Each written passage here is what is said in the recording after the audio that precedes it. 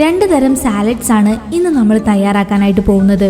ബിരിയാണി, നെയ്ച്ചോറും, മീൽസ്, ആലു പറാട്ട, ചപ്പാത്തി, അങ്ങനെ ഒരുവിധപ്പെട്ട എല്ലാ ഡിഷസിന്റെ കൂടെയും നമുക്ക് ഈ സാലഡ് കഴിക്കാവുന്നതാണ്. വളരെ എളുപ്പത്തിൽ തയ്യാറാക്കാൻ പറ്റുന്ന ഈ സാലഡ്സ് എങ്ങനെയാണ് തയ്യാറാക്കുന്നത് എന്ന് നമുക്ക് നോക്കാം. അതിനു മുൻപ് സ്പൈസപ്പിന്റെ പുതിയൊരു വീഡിയോയിലേക്ക് എല്ലാവർക്കും സ്വാഗതം. സാലഡ് തയ്യാറാക്കാനായി നമുക്ക് സവാളയൊന്ന് റൗണ്ടിൽ കട്ട് ചെയ്ത് കൊടുക്കാം.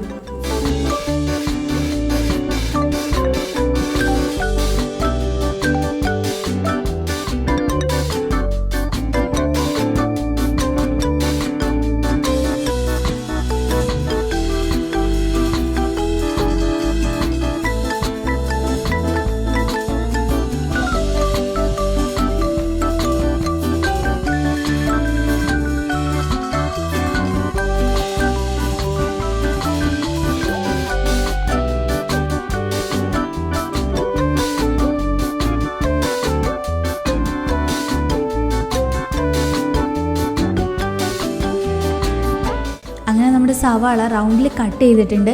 ഇനി ഇതെല്ലാം നമുക്ക് വേർതിരിച്ചു കൊടുക്കാം.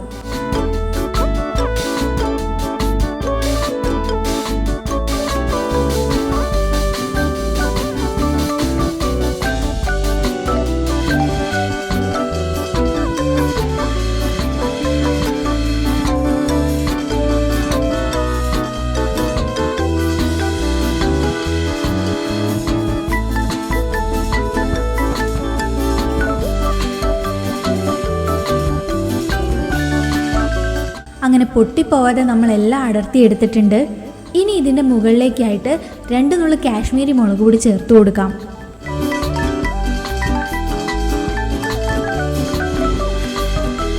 അടുത്തതായിട്ട് 2 നുള്ളു കുരുമുളക് പൊടി കൂടി ചേർത്ത് കൊടുക്കാം.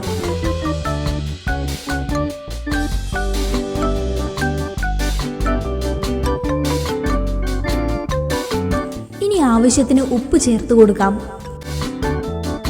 അടുത്തത് നമുക്കൊരു ചെറുനാരങ്ങ കട്ട് ചെയ്ത് അതിൻ്റെ പാതി നമുക്ക് ഈ സാലഡിലേക്ക് പിഴിഞ്ഞു ചേർക്കാം.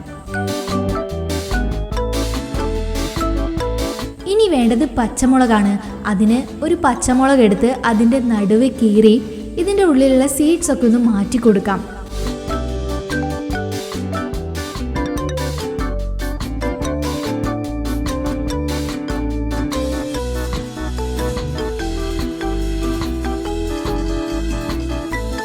ഇനി പച്ചമുളകിനെ ചെറുതായിട്ട് അരിഞ്ഞ് അതും കൂടെ ഈ സാലഡിൻ്റെ മുകളിലേക്ക് ഇട്ട് കൊടുക്കുന്നുണ്ട്.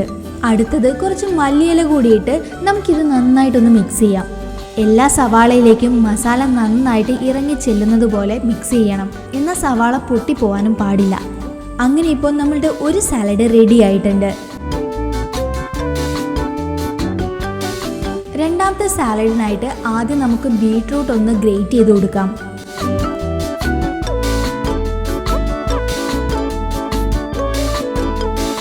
ഗ്രേറ്റ് ചെയ്ത് വെച്ച ബീട്രൂട്ടിലേക്ക് കുറച്ച് തണുത്ത വെള്ളമാണ് ഒഴിച്ചു കൊടുക്കേണ്ടത്. തണുത്ത വെള്ളം ഒഴിച്ച ശേഷം നമുക്കിതിലേക്ക് കുറച്ച് വിനാഗിരി കൂടി ചേർത്ത് കൊടുക്കാം.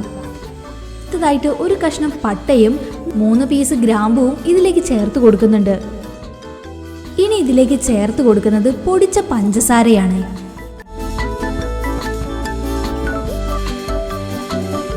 ഇതിന് മുകളിലേക്കായി നമുക്ക് കുറച്ച് ഉപ്പ് കൂടി ചേർത്ത് കൊടുക്കാം. ഇനിയാണ് നമ്മൾ കട്ട് ചെയ്ത് വെച്ച സവാള ഇതിലേക്ക് ചേർത്ത് കൊടുക്കുന്നത്.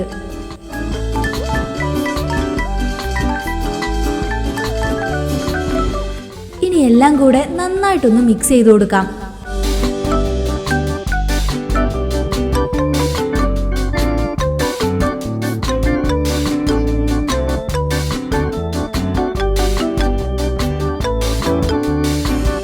ഇനി ഇതിലേക്ക് എരിവിന് വേണ്ടി 2 പച്ചമുളക് കൂടി ചേർത്ത് കൊടുക്കുന്നുണ്ട്. അതും ചേർത്ത് നന്നായിട്ടൊന്നുകൂടി മിക്സ് ചെയ്യാം.